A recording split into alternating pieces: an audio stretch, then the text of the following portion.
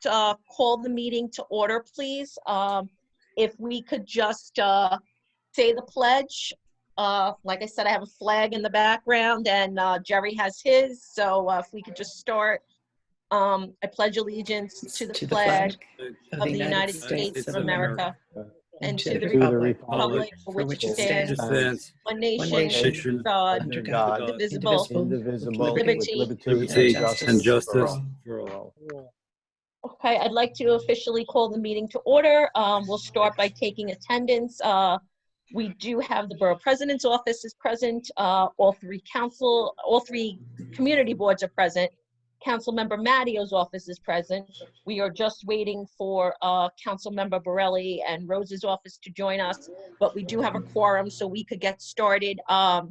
So for those of you who do not know me, I am Marie Carmody LaFrancesca. I am coming up under my son's name, Christopher LaFrancesca. I apologize. He had borrowed my laptop when his MacBook was broken for school, and I haven't been able to change that one back yet for under my name.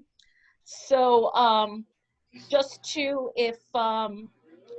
we're going to move right into the presentation. We do have the Mayor's Office of Media and Entertainment and the Office of Nightlife along with oath present. So without further ado, we will pass the floor on to you, and also to anybody not speaking, if you could just mute so we don't have the background noise.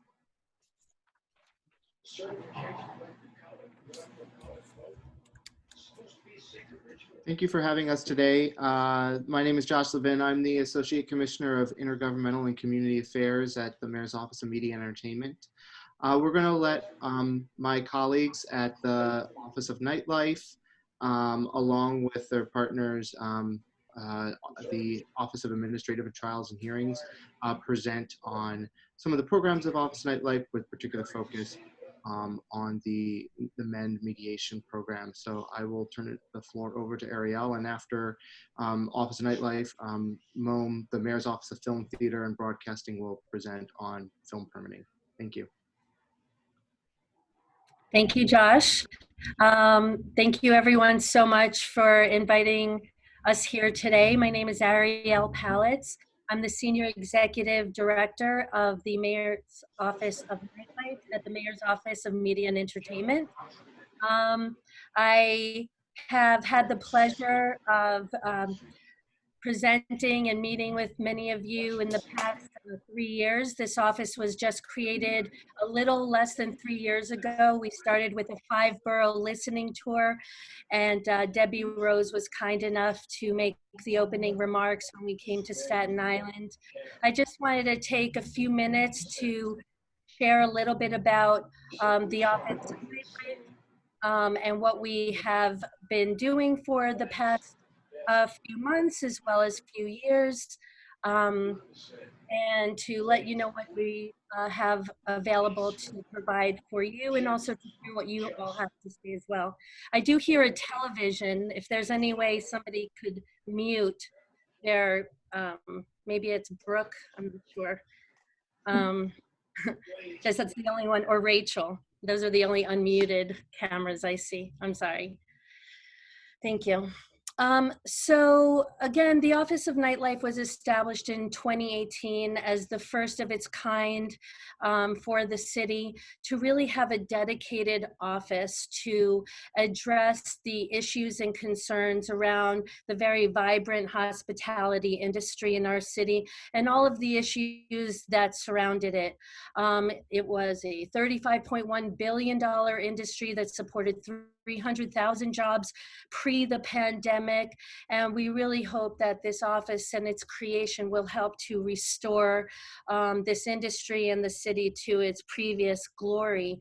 But with those numbers and with that vitality, we all know that there were a lot of issues that also arose regarding quality of life issues, equity, safety.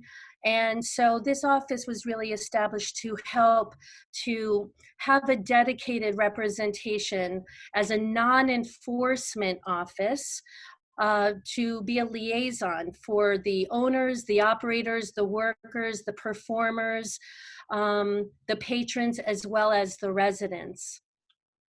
Again, our real goal is to help make nightlife fair, safer, more equitable, and accessible, and to make sure that nightlife works for all New Yorkers. Some of the ways that we were doing that before the pandemic was to create a multi-agency support for hospitality, helping the industry to get the information and guidelines they need and to help support navigating them through the industry and through the agencies. We always felt that good and informed operators also make better neighbors, as we know. And so we really wanted to help to be there to navigate and guide them through the agencies and to make sure they had all of the information that they need. We also created a Lower East Side quality of life improvement plan, which helped to address some of the nightlife vibrancy issues in the residential neighborhood in order to help reorganize city agencies to help address a lot of that high volume activity that took place in that neighborhood with some really great success. And then of course, you know, the time of COVID hit. I could say that I'm really grateful for the fact that the Office of Nightlife was created before the pandemic, of course, to help to establish our priorities and to establish relationships and understand the lay of the land so that we could really be positioned in a place where we could serve as best as we can to help support the industry and the community as well. And so essentially what we were able to do from this position was really to do what we were mandated to do, which was to make sure that the hospitality and nightlife industry has a seat at the table, especially during these reopening and recovery efforts. We helped to represent the industry through the outdoor open restaurant programs, helping with adjacent seatings, outdoor heaters. But I think some of the things that were really, I think were really important was creating a what to expect when you're being inspected checklist, multi-agency checklist, helping with simple language FAQs, which are all available on our website and that we can share with you.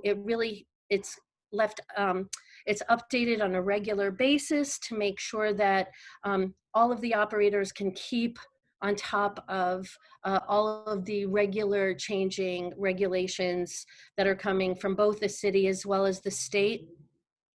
We've also hosted nearly 10 live virtual town calls for operators and workers as well, helping them through the PPP and stimulus package, giving them updates, regular multi-agency updates. We invite people from the buildings department, health department, Department of Transportation. And at each of these, we've managed to serve almost 1,300 participants on these calls and have served reached nearly 10,000 participants over the last 2 months through these town calls. We also created the citywide campaigns to try and bring awareness for people to take out but don't hang out in front of establishments, which you may have seen posters in a lot of the windows, as well as the It's Up to You New York posters that you may have seen to socialize responsibly. But we've also seen this as a time and opportunity to take a look at some of the issues that were happening pre-pandemic and to see how can we take this moment in time to implement some new programs and some ideas and have some creative solutions for issues that we know have historically plagued is probably the inappropriate word during this time, but has that all of us have had to handle in order to find a balance for hospitality and community to coexist.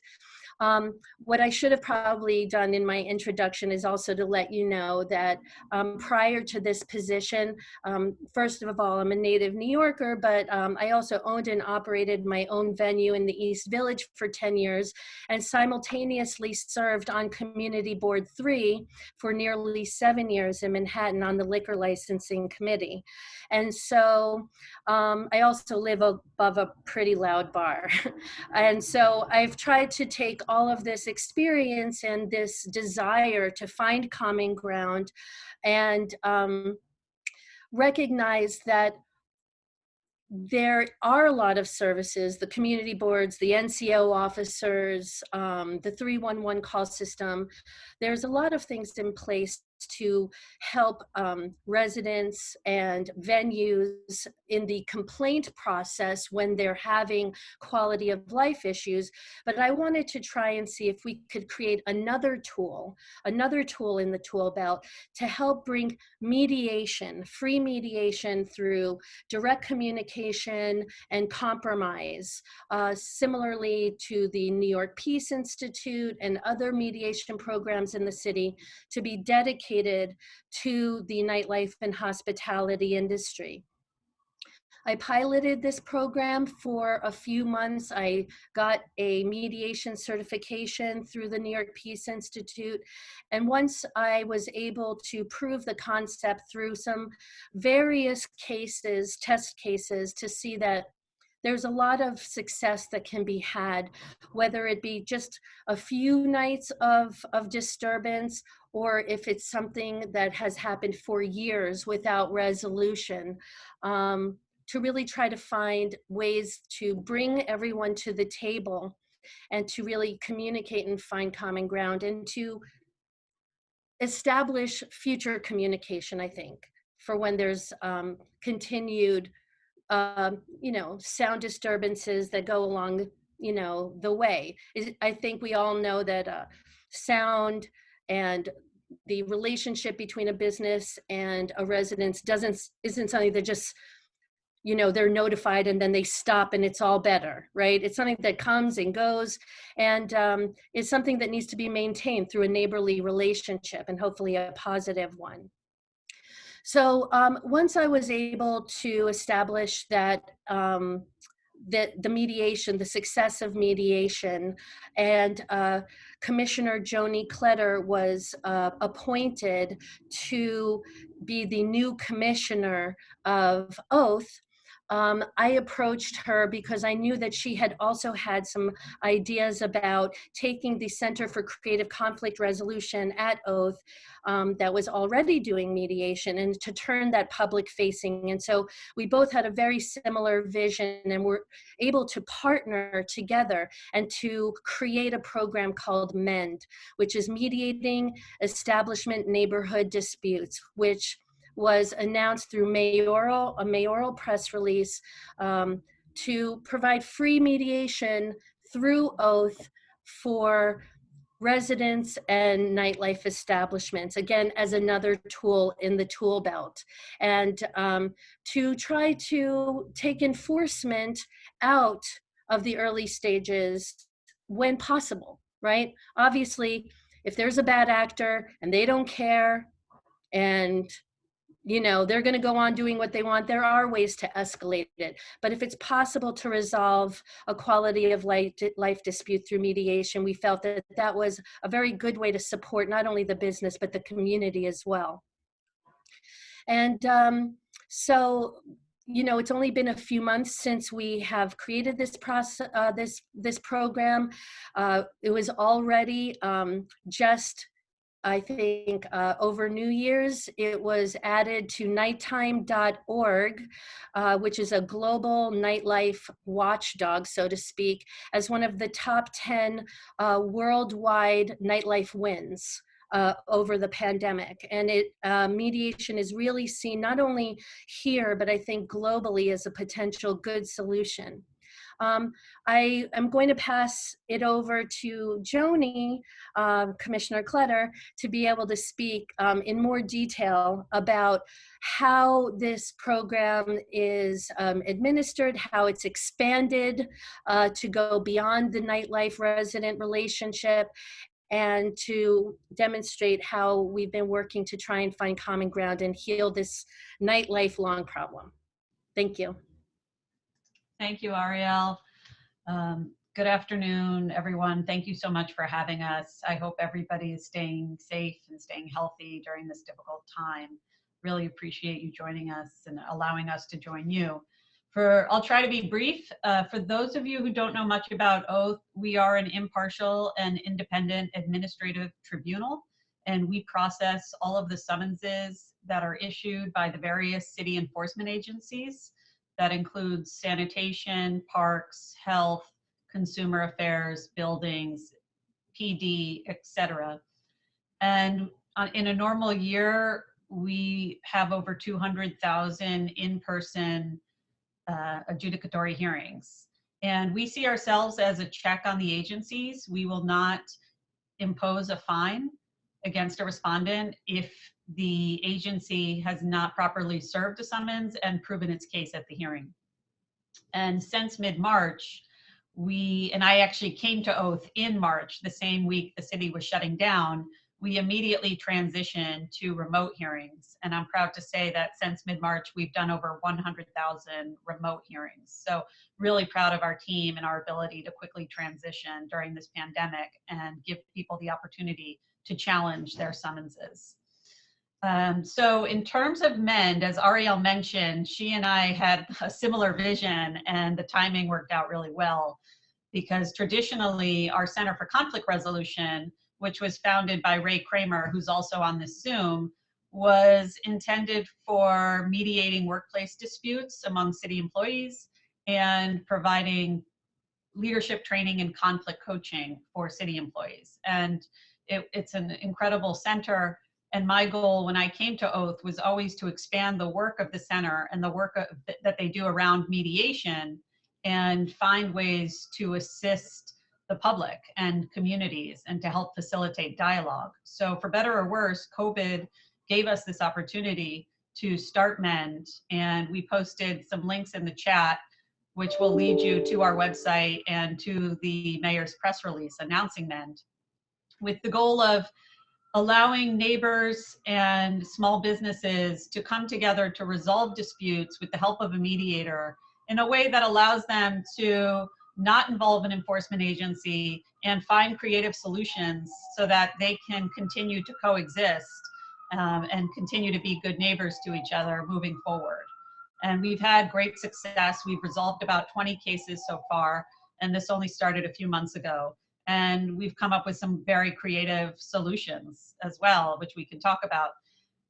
But it's been really amazing to see, even just with the issue around noise and having residents make noise complaints, the different solutions that can be reached when a mediator is utilized to start a conversation between the parties.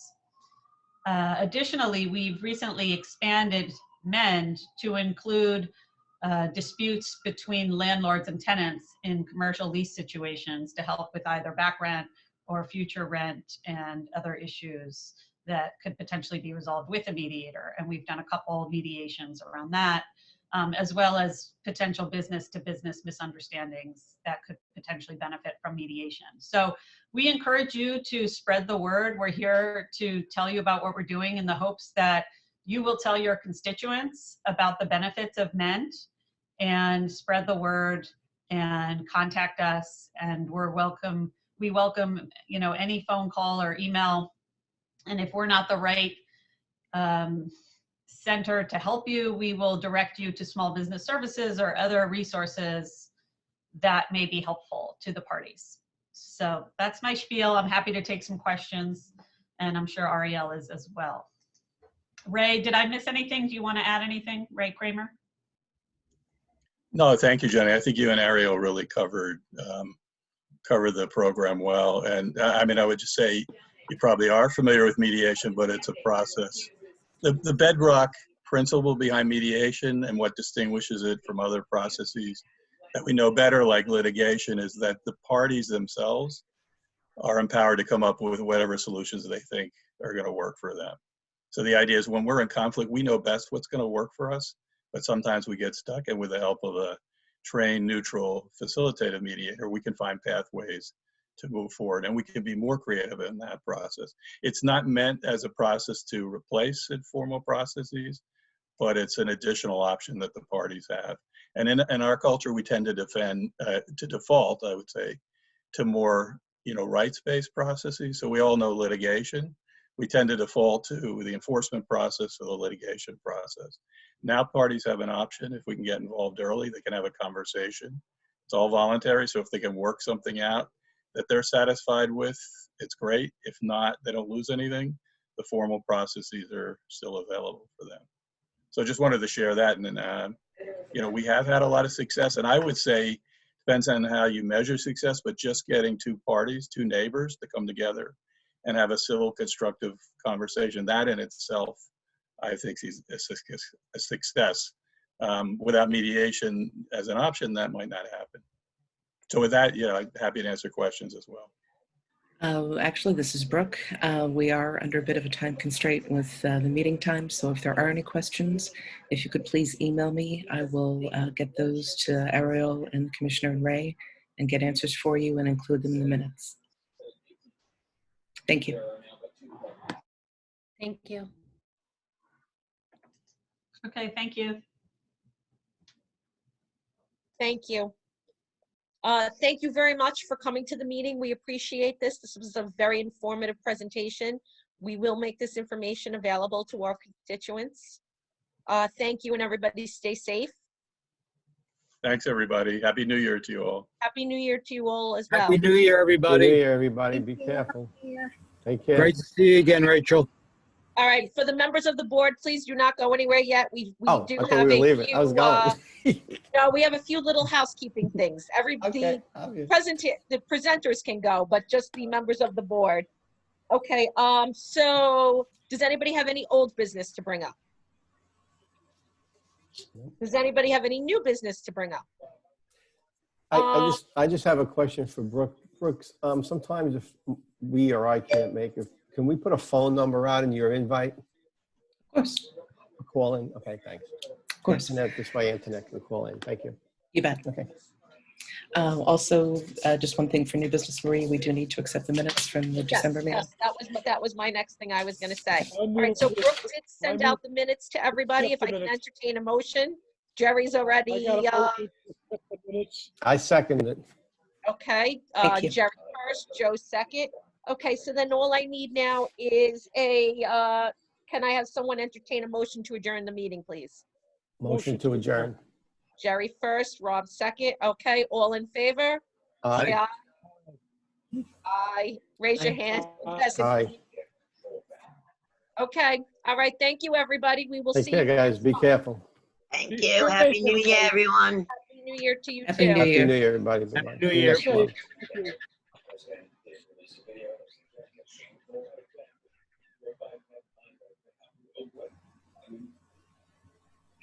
This way.